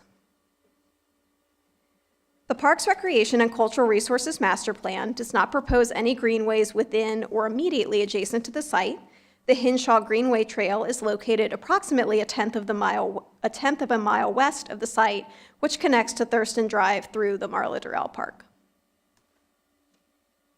The site is currently zoned PDD Major and is part of the Wellington Park PDD, or Planned Development District. Specifically, this parcel is designated as Parcel C2, or Commercial 2, in the PDD, with nursery school as the only permitted use. This use would most closely align with the daycare use as defined in today's LDO. The existing PDD also designates 25-foot streetscapes along both of the site frontages. And the applicant proposes a PDD amendment in order to change the parcel designation, which currently makes up the entirety of Subdistrict C2, to TH1 or Townhouse 1 in order to develop townhouses. The applicant has also offered the following PDD development standards: a maximum of 7 townhouses, which is approximately 6.5 units per acre, a 25-foot type C streetscape along Wellingborough Drive, a 25-foot type A streetscape along Thurston Drive, a commitment to alley-loaded townhouses, which would front on Wellingborough Drive. Dimensional standards such as height and setbacks will default to the minimum LDO requirements, and all units will be wired for future electric vehicle charging in their garages. A preliminary analysis against the Imagine Cary Community Plan found that policies in the Live, Work, Shape, and Serve chapters apply. Regarding the Live chapter, the site, although small, does somewhat contribute to housing choice in the area, especially as Wellington Park's housing stock is primarily detached dwellings, with no existing townhouse neighborhoods within the PDD. The small undeveloped site appears appropriate for a residential infill project, and the related work policy regarding diverse housing needs could be addressed by this smaller housing type. The Shape chapter also addresses infill and how these projects should provide appropriate context-sensitive transitions. In this case, the small site is bounded by Wellington Park open space and 2 collector avenues, and the proposed use transitions from the Wellington Park Shopping Center across the street to lower density residential portions of Wellington Park, so it could meet these policies. At the same time, the streetscapes proposed are slightly narrower and along Wellingborough, less densely planted than the LDO otherwise requires. The PDD proposes to meet minimum dimensional standards for townhouses per the LDO. However, staff notes that increasing the minimum lot width for a townhouse development would help assure certain site design elements related to development quality and appearance, such as sufficient garage and driveway parking, townhouse lot plantings, and other items which could more directly meet this policy. Similarly, the reduced streetscapes do not directly address this policy. Regarding the Serve chapter, the commitment to wiring for future EV charging can help address the sustainable energy policy. The reduced streetscape planting rate along Wellingborough does potentially reduce the number of preserved or replanted trees on the site, although staff notes that the applicant's proposal to front units on Wellingborough would be inconsistent with a Type A planting standard that would essentially hide the front of those units. The Future Growth Framework designates the site as being on the edge of a traditional neighborhood. These areas can support a moderate housing mix, including smaller residential types such as townhouses, if located in discrete pockets, particularly within larger master plan developments. The small site area and location within a larger PDD could support the provision of townhouses at this location. A neighborhood meeting was held in April of this year. 12 citizens participated and expressed concerns about site drainage, traffic impacts, and potential light impacts. Staff received one follow-up email from a citizen simply seeking more information about the case. Staff mailed notice of the public hearing to property owners within 800 feet of the subject site, which exceeds the state's and Cary's LDO requirements, and also posted signs on the subject site. This concludes my presentation. Glenda Topp, the applicant's representative, is available to provide comments, and following the public hearing, I'm available for your questions. Thank you.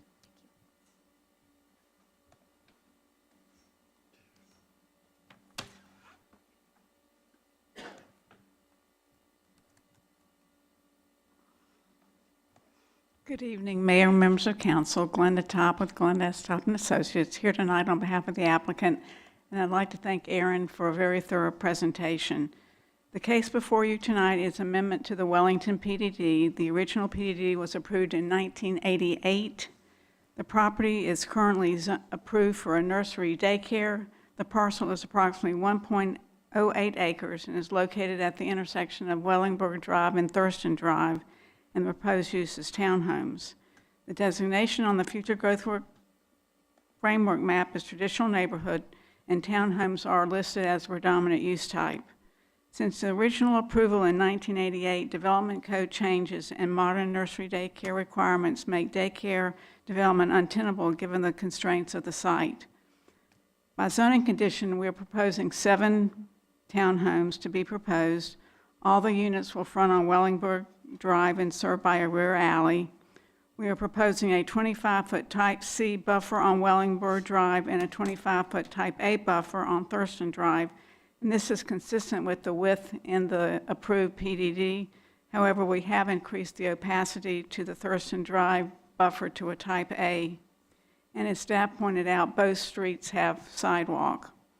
We have also added a condition that all dimensional standards shall default to the LDO requirements. And lastly, to address sustainability, we are proposing that all townhome units be wired to 60 amps in the garage to accommodate electric vehicle charging. Ask the question, why is this rezoning appropriate? Townhomes are consistent with the residential nature of Wellington Park.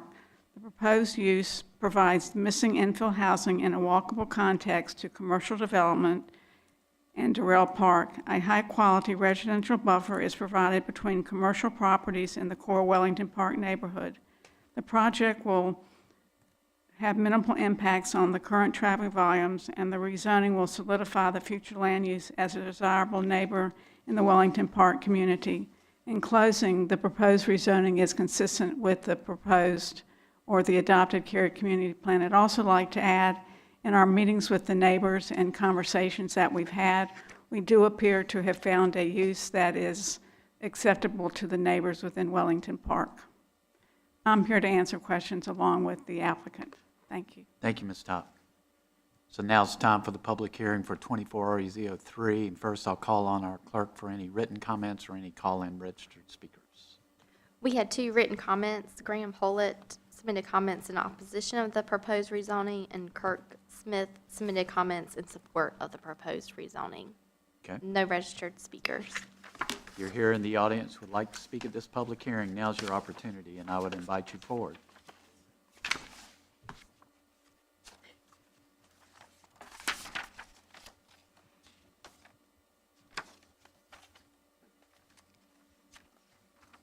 Good evening, wonderful Cary team. My name is Bashir Mosin. I'm the owner of the open space around the land. they've been calling it open space. They've been calling it as designed open space. When I bought this land, my understanding is this. The open space should be 8.08 acres, and the total land is 10.10 acres. It will leave for me 2.02 acres supposed to come to you in the future, I hope, for development. If you want to make any decision about this, just please take into consideration that at least I want to put my dream home in the wonderful city of Cary on that 2 acres. Even one single one, it will be fine. So it's just into, if they want to do any project there, please take into consideration that this area is, we're gonna try to do our best to prove that it should be 2.2 acres of it is buildable. Thank you. Thank you. I'm not sure. Yeah, it'd be nice to have some clarification, and maybe our staff can answer it for us. Where? But where, it's his 2 acres, where is that located that's developable? And is it? So I'm not entirely certain what the 2 acres are he's referencing. There is a large open space parcel that surrounds this parcel, and that's designated as open space in this PDD. Okay. And that's what he owns. He's purchased the open space. So he's purchased it, and somebody didn't tell him that that was designated open space. That's what it appears. Yikes. Okay. Okay. If you- Let's finish the public hearing first. I'm just trying to understand whether he's adjacent to this. I mean, that makes a difference. If his place where he wants to put his house is immediately adjacent to this, or if it's not. But it sounds like the land adjacent to this site is actually open space. Correct. Okay. But do I understand correctly that the gentleman is here because he's saying if we approve this, could we also in the future approve him building a home there in that acreage? That would depend on him submitting a If he rezoning submits request. that. Okay, thank you. I just want to make sure I understood. So if you are here and would like to continue speaking at this public hearing, now's your opportunity. Anyone to speak at this public hearing?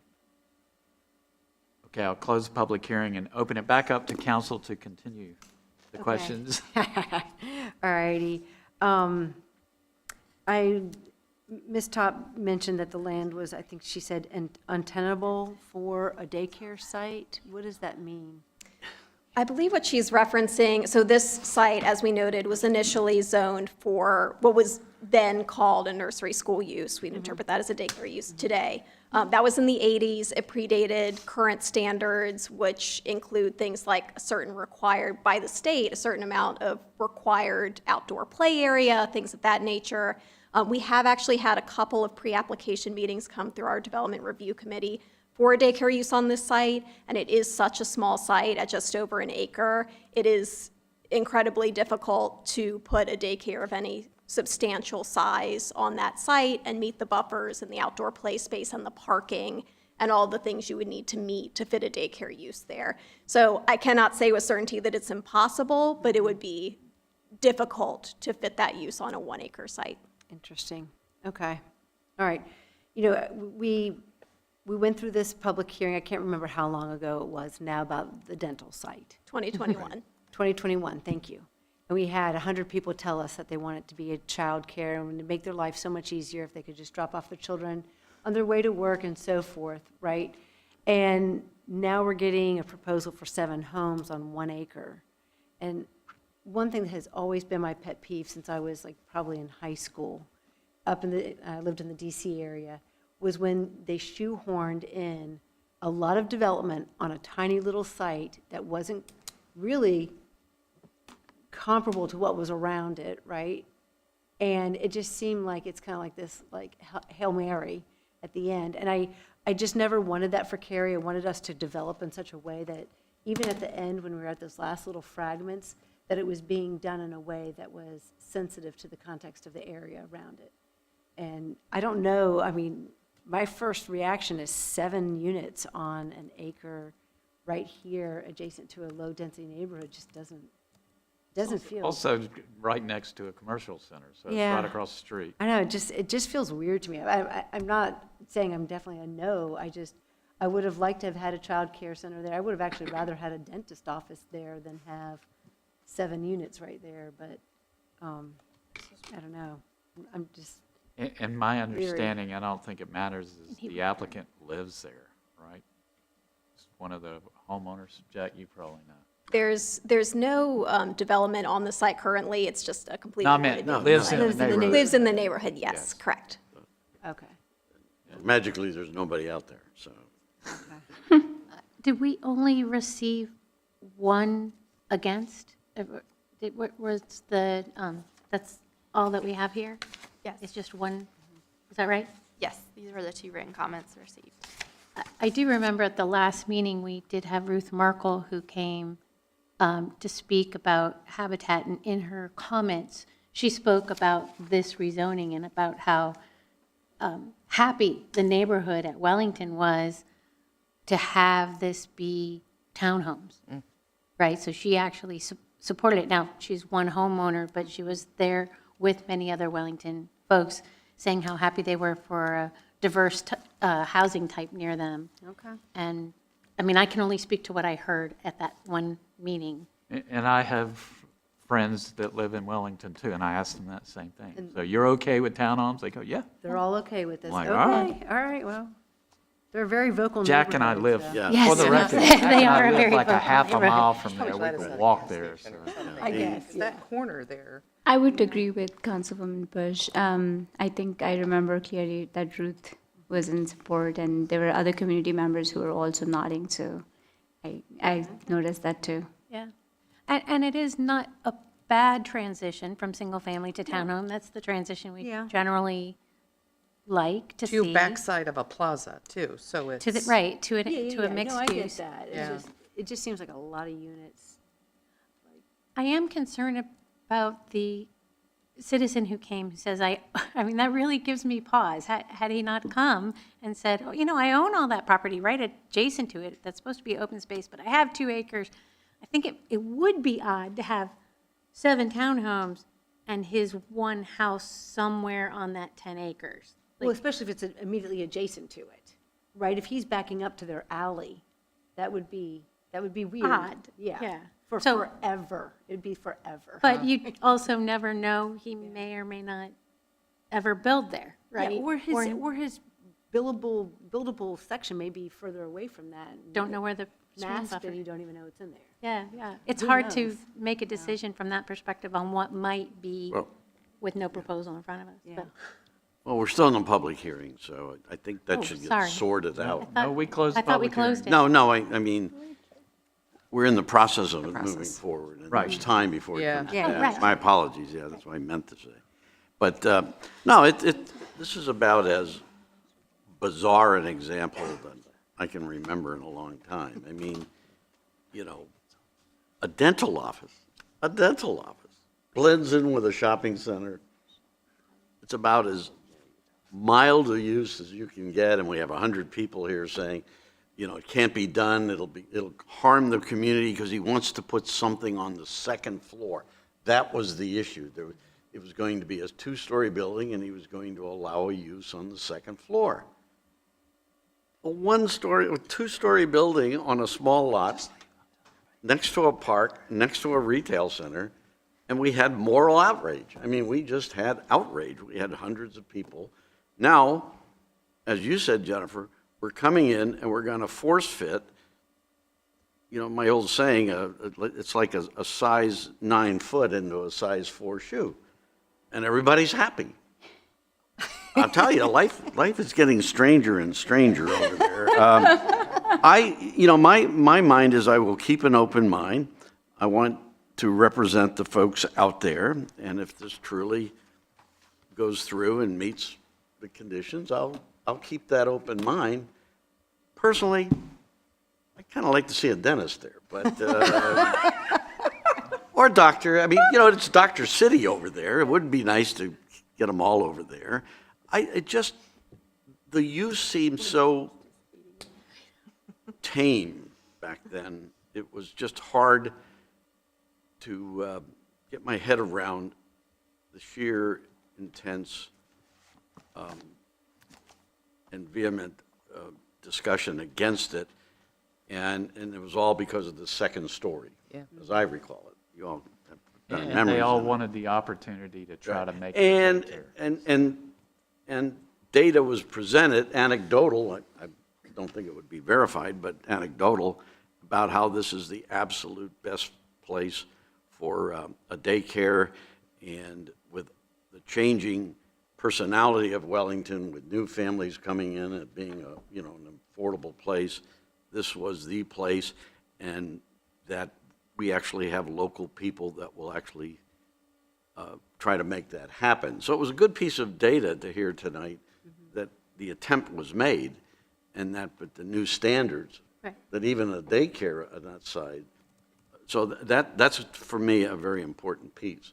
But it does seem odd that at this point, we're all happy with all of the, we're going to meet the stormwater issues, we're going to meet the environmental issues, but I'll tell you, 7 units right there on that corner, it's a surprise to me, but I'm not here to judge who's here and who isn't. I'm going to just listen, pass it on, but just for the record, it's really odd to me, that's all. Quick What else to question, say? since you brought it up. Are there going to be 7 driveway cuts onto Wellington? Or- Ally. Oh, that's right, alley. Alley loaded. Okay, never mind. I want to share one perspective here. My daughter's daycare 20 years ago, God, I'm getting old, was directly across Cary Parkway. So that to me, I think immediately daycare there, right? But when I hear 7 townhomes on an acre, I hear probably going to be quite a bit more affordable. So I'll be honest with you, hearing that we're meeting some of the asks and needs for some of the naturally occurring affordable housing, these smaller footprints, an opportunity for people to downsize, I think there is a market for these approachable price points, right? So they They're can't. not saying that. But Yeah, they're- no, if you're I'm gonna- not either. If you're going to put 7 townhomes on this parcel, they are going to be smaller unless they're 7 stories. Well, but I mean, Right? they're going to be smaller than the single-family homes. But there are townhomes in this vicinity that are $600,000. Oh, sure. So it doesn't mean that they're going to be affordable, and there's nothing in here that says they're affordable. But if you put 7 townhomes on an acre, they're automatically going to be smaller, and almost always smaller means more affordable. In the market. Smaller usually means Market. more affordable, but there's nothing in here that says that, so. I'm not it- saying subsidized, I'm just saying Yeah. naturally more Well, I affordable. understand what you're saying naturally occurring, but I don't want anybody to think, oh, gosh, this is going to be great, we're going to get $200,000. No, no. Maybe Yeah, townhomes in Councilwoman here. Con Johnson, like, do you mean like we will have more housing choices perhaps, right? No, I quite literally Yeah. mean. The we house need choices. We need, there is no universe in which a 4,000 square foot house is going to be reserved for, subsidized for, or become affordable, right? So if that's the only housing options that are built, whether they're townhomes or single-family detached, then we're going to just slip further and further and further away from the opportunity for first-time home buyers and for seniors to downsize without taking out a mortgage, right? So that when I see a seven townhouses going in on an acre across the street from me, 3 were built on a lot just a little bit smaller than this, and they're all well over $1 million.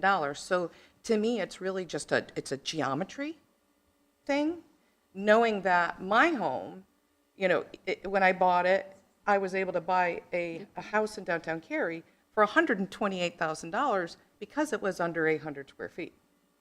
And that today, if I were to purchase my home, the only reason I could even possibly afford it is because it's so small, right? So I get excited when I see this because typically, and I think we put enough money into our house that's a little too nice just to take it down and build something bigger, right? So when I see these projects where it's going to be something newer and fresh, that's smaller, I think, okay, at least for a while, it's not going to be economically feasible to tear this down and build something very large.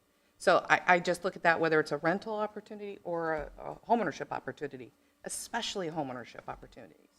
I think that's really one of the important silver bullets to us getting more homeowners at what is a more appropriate first-time home buyer cost is to have smaller properties.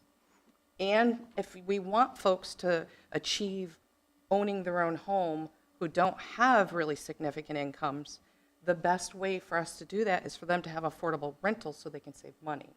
And smaller is going to be typically more affordable without us having to, it's very impractical to continuously subsidize. So that's where I think, from what I'm reading, and admittedly, 50% of what comes out of my mouth right now is from a book. I'm reading a lot of books, but that's why I get really excited, both for homeownership and for rentals, when I see these smaller things.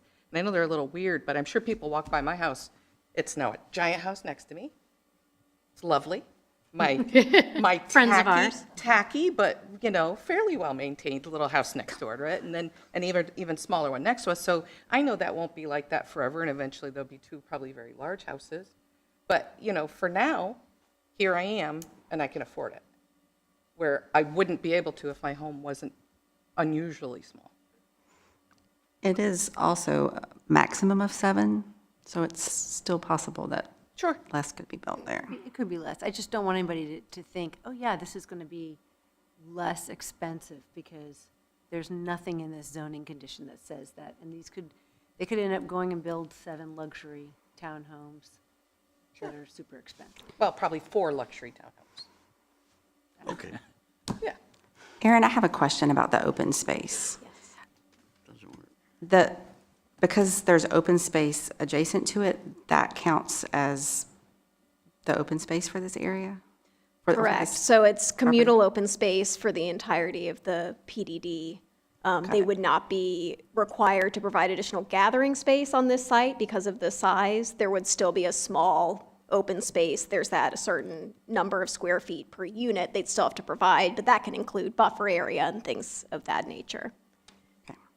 Something like this goes through, there's also the opportunity that the town can be relooking at maybe some of the use of that space, because there's always parking problems with Marla Durrell. So there could be other opportunities here too. So, look, I was just, reminiscing over just how strange it all is. That's all I'm saying. It was strange 3 years ago, and it's kind of strange now, but it has every right to go through, and come on through, and you'll get the feedback you need. Any other thoughts, questions? This will go to our Planning and Zoning Board in a month or two and come back to us in a few months. Until that time, Aaron Puckett is your contact for the latest information, and of course, you can come speak in any meeting or contact us with any questions. Thank you, Ms. Puckett. We have no discussion items this evening and no closed session, so this meeting is adjourned. Thank you.